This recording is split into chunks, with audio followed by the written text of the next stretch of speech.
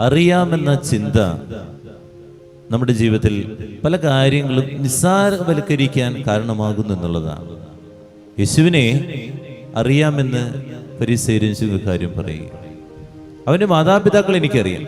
അവൻ സിനഗോഗിൽ പഠിപ്പിക്കുന്ന കണ്ടു കഴിഞ്ഞപ്പോൾ അവരങ്ങനെ ചിന്തിച്ചു, ഇവൻ്റെ മാതാപിതാക്കളെയും സഹോദരങ്ങളൊക്കെ എനിക്കറിയാം, പിന്നെ ഇവൻ എങ്ങനെയും ഞാൻ കിട്ടണേ, ഇവനൊന്നും വിശ്വസിക്കേണ്ട കാര്യമില്ല. അവൻ്റെ ആ അനുഗ്രഹത്തിലോ കൃപയിലോ ഒന്നും അവർ മനസ്സിലാക്കി. ഇതാ നമ്മുടെയൊക്കെ ജീവിതം നടന്നുകൊണ്ടിരിക്കണേ.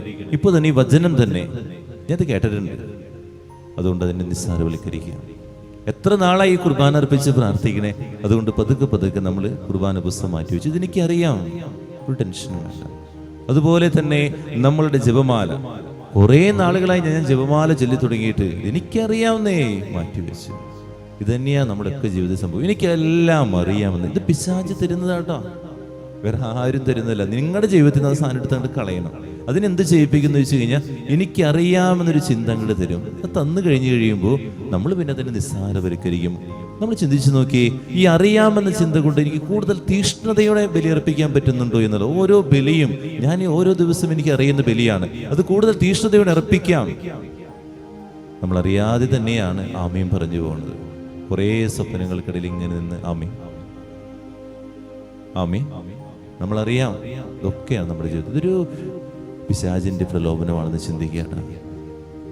അറിയുന്ന കാര്യങ്ങൾ ഏറ്റവും തീഷ്ണതയോടെ ചെയ്യാൻ പറ്റുന്നുണ്ട്.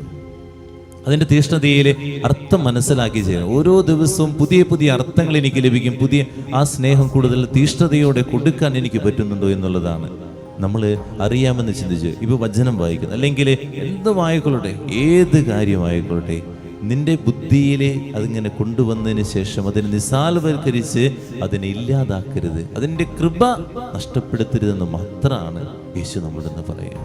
ഫരീസയർ ചെയ്തത് തന്നെയാണ് നമുക്കും നമ്മുടെ ജീവിതത്തിൽ വരുന്നത് തന്നെയാണ്. ഇതിനേക്കാളും നല്ല അർത്ഥങ്ങൾ എനിക്കറിയാം, ഇതിനേക്കാളും വലിയ കാര്യങ്ങൾ എനിക്കറിയാം. നമ്മളതിൻ്റെ കൃപ ഇല്ലാതാക്കുക, അങ്ങനെ ചെയ്യാതിരിക്കുക.